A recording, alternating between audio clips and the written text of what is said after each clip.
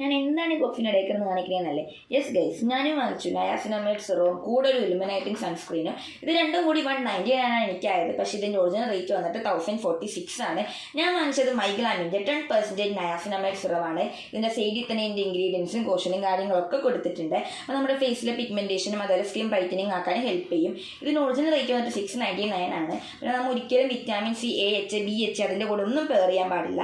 പിന്നെ നമ്മളിത് എങ്ങനെ യൂസ് ചെയ്യണമെന്ന് ഇവിടെ കൊടുത്തിട്ടുണ്ട്. നമ്മുടെ ഫേസ് ഒന്ന് ക്ലെൻസ് ചെയ്ത് സ്കിന്നൊന്ന് ടോൺ ചെയ്തിട്ട് രാവിലെയും രാത്രിയും നമ്മുടെ ഫേസിലും നെക്കിലുമായിട്ട് ഇത് അപ്ലൈ ചെയ്യാവുന്നതാണ്.